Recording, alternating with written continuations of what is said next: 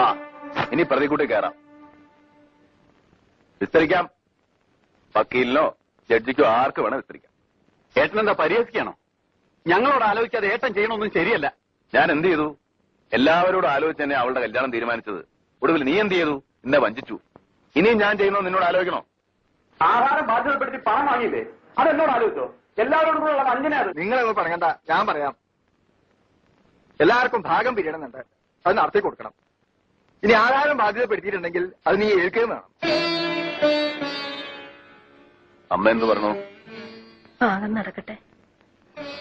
എല്ലാരും തല്ലിപ്പിരിയണേലും നല്ലത് അതന്നെയാ. നടക്കട്ടെ. വല്യമ്മാവ തന്നെ ഒന്ന് നടത്തി കൊടുക്കുക. എനിക്കിത് കാണാൻ വയ്യ. നടക്കട്ടെ. പിന്നെ നിങ്ങൾ ആരെയും ഞാൻ ബാധ്യതപ്പെടുത്തിയിട്ടില്ല. ഈ സ്വത്തിൽ എനിക്കും എന്റെ മക്കൾക്കുള്ള അവകാശം സുധയെ കെട്ടാൻ പോകുന്ന രാധാകൃഷ്ണൻ എഴുതി കൊടുത്തു. അല്ലാതെ നിങ്ങളാരെയും ഞാൻ വഞ്ചിച്ചിട്ടില്ല. അത് പറയുമ്പോ ഇവരെന്നോട് പറഞ്ഞ കാര്യങ്ങൾ കൂടി പറയേണ്ടി വരും.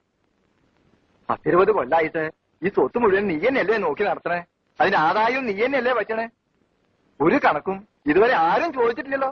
ആ കണക്ക് എങ്ങനെ വക കൊള്ളിക്കും? ഇവൻ സ്വന്തം കാര്യം നോക്കാനല്ലല്ലോ, കുടുംബം നോക്കിയില്ലേ? എല്ലാരെയും വളർത്തി ഒരു നിലയിൽ എത്തിച്ചില്ലേ?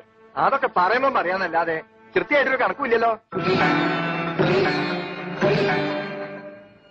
ഇല്ലമ്മേ, ഇല്ല. എന്റെ ഒരു കണക്കില്ല.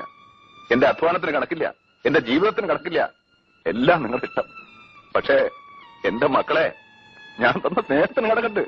എന്റെ അല്ല, ഈശ്വരന്റെ. ആ കണക്കറിയാൻ നിങ്ങളുടെ പഠിപ്പ് പോരാ.